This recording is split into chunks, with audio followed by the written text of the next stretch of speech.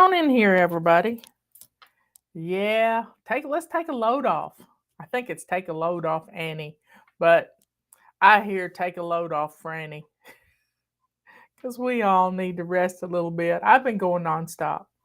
I mean, nonstop since 9 o'clock this morning, just nonstop. So take a load off. Get you some tea. Get you some iced tea. Get you some water. I left my water in the living room.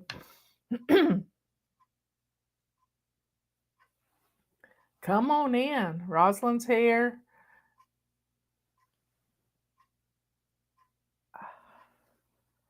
I'm having trouble seeing that. Let me get my magnifying glass for the chat. Laurel, Denise, Kim, Ashley, Patricia, Pamela, y'all get on in here. Get on in here. There's TG, Hope, Sage. Y'all come on in. Come on in. Our Roomba got lost today. I could hear it. It was really quiet, just quiet. And the batteries had gone out on Robert's little stop the Roomba that goes, he stops the Roomba from going in his bathroom because it gets stuck in there. And that's where he found it. He's the finder of lost things. Fall must not be far from us because we had little yellow birds, little California goldfinches at our back deck feeder today. There were 3 bright yellow goldfinches, and it must be the precursor to fall migration. They go winter somewhere down in South America, I think. I'll have to look that up and see where they go. Y'all, I've been working hard today. I've gotten our videos up. And if you've missed our, getting back to basics, our FlyLady 101 videos, that's okay. You can jump in anytime you want to. Anytime you want to and not beat yourself up about it. Because we have talked about getting shine in your sink, getting dressed to lace up shoes, decluttering every day. What is the basic weekly plan? Weekly home blessing, swish and swipe, procrastination, your kitchen exploding when you cook, and today we discussed laundry. Yeah, if you do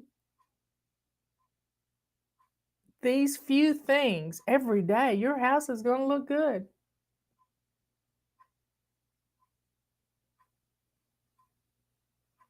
Yep, they're getting fueled up for a trip to the south.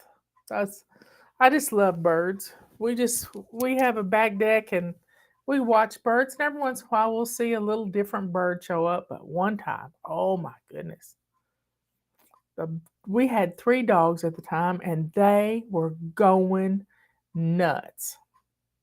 I mean nuts. And they're barking. They're looking up and they're barking. And all the trees around our house was filled with a migration of black buzzards, y'all. Black buzzards. Now, it was not a bad omen. I don't believe that. I don't think it was an omen because I've rescued a black buzzard before. They're not, they don't like to show when they're sick, but we had in every tree around the house covered I bet you there was thousands of them. And you could hear them adjusting their wings, getting ready to roost. And our neighbor, Dr. Ludwig Kemp, we called him Dr. Lutz. That's what we called him. He was chief of staff of Walter Reed Army Hospital for 20 years. He was he was in the Army, and he moved from Germany to America legally before World War II. And he was in the Army, and he was a general over the North American uh, Army. Uh, he was a physician, and I mean, he perfected things like super glue for cuts and different stuff. I mean, he was just an amazing man. He's the man that told me all medicine is poison, Marla. All medicine is poison. God rest his soul. He lived to be 96 or so, and he was just precious, just precious. He was just a wonderful person. And one time I was dusting the front door, and it was a dried out door. It had been in the house for 25 years, and the sun had baked it, and I had a splinter go through my finger, just and come out the end of my fingernail. Well, I almost fainted. And Robert took me up to Dr. Kemp because he was a neurosurgeon, y'all. He was an amazing neurosurgeon. And he was also a pen and ink artist. And he wrote the book on neurosurgery. He did the drawings for neurosurgery. And the book is still in print today. It's been printed, I think, like 14 times. Every neurosurgeon has to study this book. He was my neighbor. And I remember when he told me all medicine is poison. And he'd had a heart attack in his 50s. And he had to take a blood thinner. And he says, it has side effects, but I have to weigh those side effects. And he was just a brilliant man, But he got his little spectacles on that had magnifying glasses on them. And Robert had this hand holding it, and Dr. Kemp, sitting at his kitchen table, had this hand. And he gently and without any pain pulled that splinter out. Not the way it came in, because it would have had to gone backwards. He pulled it out forwards. He got it out. I have no scar, no nothing.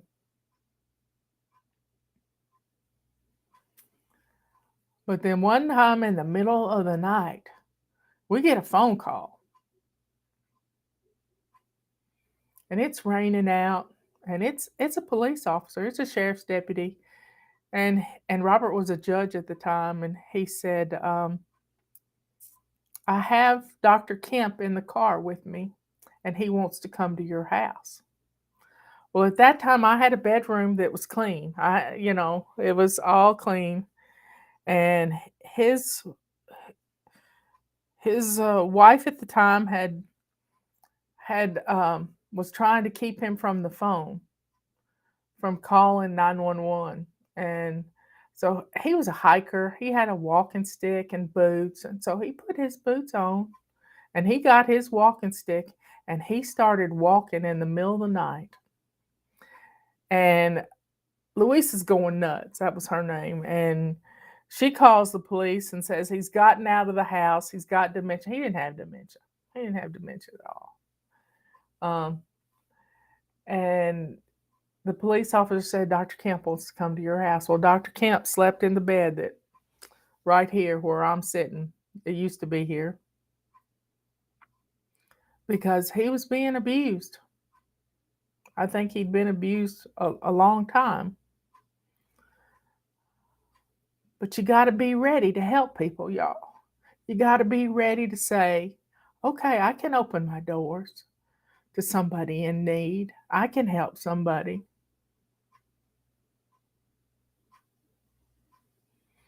I can help somebody. So when those birds he was a birder. He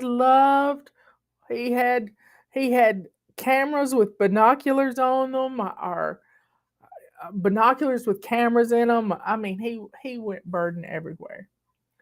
And when the birds were here, when these buzzards were roosting in these trees, I picked up the phone and called him and I said, Dr. Kemp, you got to come up here. You got to come and see this. Well, he came and he walked out on the back deck and looked up and he says, this doesn't happen very often. I've never seen it. Buzzards don't travel in flocks. They don't travel in flocks. And he said, you should feel honored that they came to roost here. Well, I did. I didn't think of it as a bad thing because buzzards got to eat too. Buzzards keep the forests clean. Buzzards keep the roads clean. Buzzards keep the deserts clean. Something's got to clean up the mess. And it was just a wonderful memory. Now, one time Robert built, I gave him for Christmas or his birthday or something, I gave him a kit to make some tower pistols. Well, Robert has an ancestor that died in a duel. He was a congressman from New Hampshire somewhere, and he died in a duel with a tower pistol. So Robert built these tower pistols. He even made the stain. I remember going and collecting walnuts and husking them and making walnut stain for these tower pistols.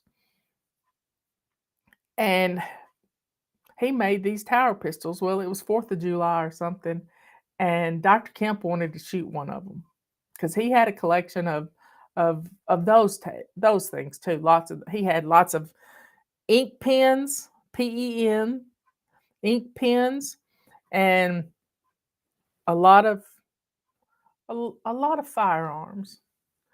And but instead of shooting down to the forest floor, he shot up in the air, and I thought Robert was just going to die. Just he couldn't believe it. It's a good thing it only shot one little one little ball at a time. But he was an interesting fellow.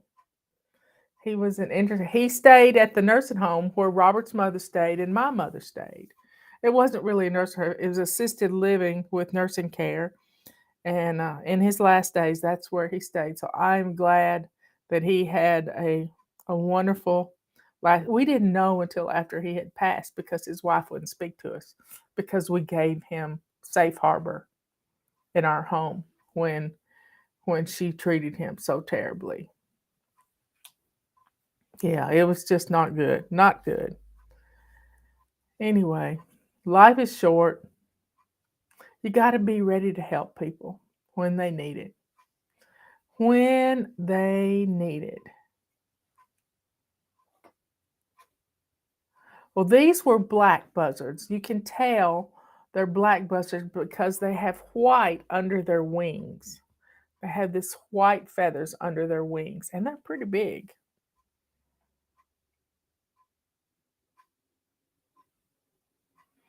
So life is short, y'all. Be ready so that you can assist somebody in need.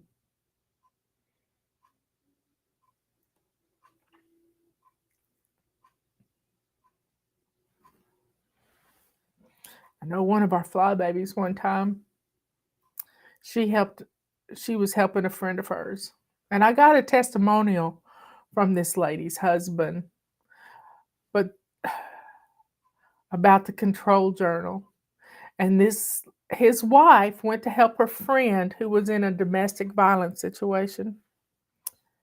And she went to help her leave. And the husband of the friend shot them, both of them. And the testimonial I got, I hadn't thought of this in years. They were from East Tennessee, almost on the North Carolina border, down toward Copper Hill, uh, close close to Murphy, and I got the testimonial from her husband, not the one who did the shooting, from the other lady. And he said, I don't know what I would have done without her having a control journal with the children and everything that happened. She had everything listed that needed to be done in the home. You do what you got to do. You help people best way you can. You just help people. That's a sad testimonial. But her husband was able to carry on. And that's all any of us are required to do, is just to keep on keeping on. And routines help us to do that more than you would ever believe. When your routines are part of your life, it's hard to not do them. When you have established habits and strung them into routines, they change your life. They change your life. And you have a home that goes on to autopilot when you have these habits strung into routines. So, y'all, it's the weekend. You've got your house looking good because you grabbed a tool today and played a game with us. You've got plans for dinner and plans for dinner tomorrow night and a family dinner on Sunday.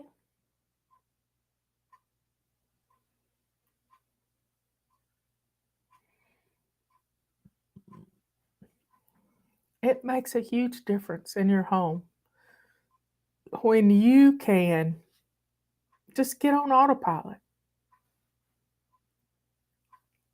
Get up, get dressed, lace up shoes, make your bed, do a load of laundry, get something started for dinner.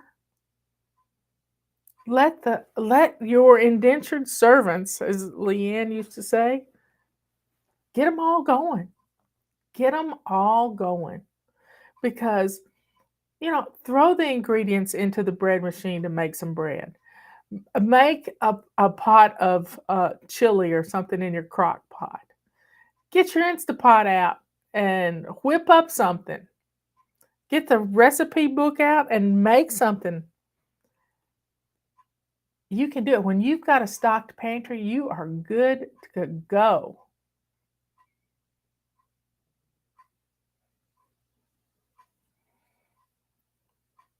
So get those appliances out and use them. Nothing says I love you like the smell of fresh bread in your bread machine. Or if you whip it up in your mixer and put it in your oven, nothing says I love you like fresh bread coming out of an oven, or something cooking in the crock pot, or putting together dessert. You don't usually eat dessert often, but I saw the cutest recipe this morning. It was just a little short, and she had taken sugar cookie dough, a roll of sugar cookie, and you can make sugar cookie dough. But she had just taken a roll of sugar cookies, smashed it down into muffin tins, and taken a little glass and, well, she put them in the oven and cooked them.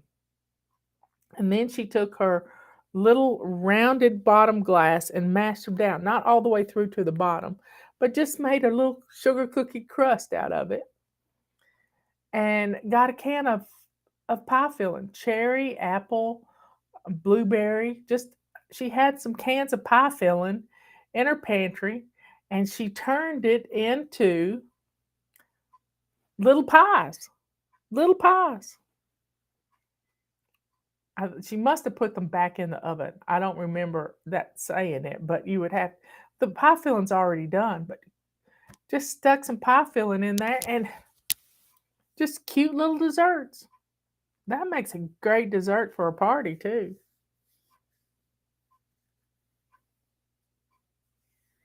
Oh, Julie made Miss Lori's zucchini brownies. When you got zucchinis, you got to do something with them. My daughter-in-law, Emily, she makes a chocolate zucchini bread that is wonderful, absolutely wonderful. And you don't even know you're eating zucchinis. Anytime you slip in some veggies, it's a good thing.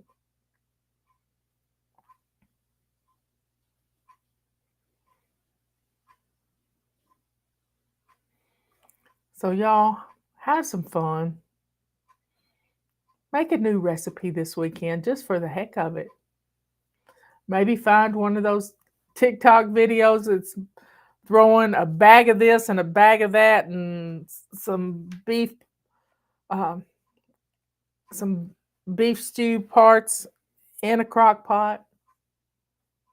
Somebody made a Mississippi pot roast in a weird way. They poured the whole a jar of pepperoncinis and everything in a pot with some stew meat and made this Mississippi pot roast and put it over mashed potatoes. Oh my goodness.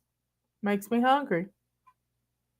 Miss Lori on Whippoorwill Hollow is a cafeteria cook. Yeah, she's been in the cafeteria at a school. She can teach you how to make those rolls and how to put stuff up from the garbage. She even teaches people how to make their own soap for doing laundry. So she's an amazing resource, I'm telling you. And her recipes are wonderful. Well, y'all enjoy the rest of the evening. I still got a little bit more work to do, but I'm not going to wait around till the last minute to get it done.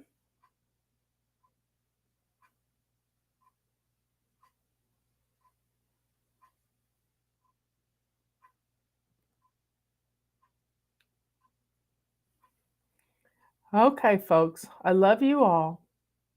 Be good, kind, and sweet. Have a great weekend. Be kind to others. Bless someone today with the love that's in your heart. And having a home that blesses you will bless others.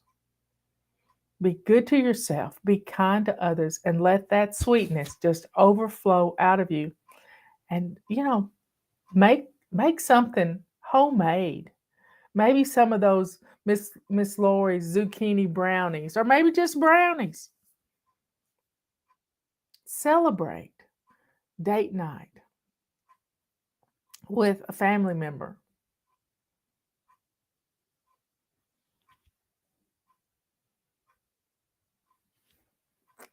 I love you all. I'll catch you later. Please share our videos. Give us a thumbs up. Subscribe and go subscribe to Chad Doss's farm. It's Doss Farms. I think I've shared it in the community section of our YouTube channel. I also shared Amanda Grace's message from yesterday, and it's a powerful message. But why I shared it was at the end. She had an invitation for you to become a Christian, and it was absolutely beautiful. Absolutely beautiful. So check, and that's in in the community page too, and Dutch sheets from this morning.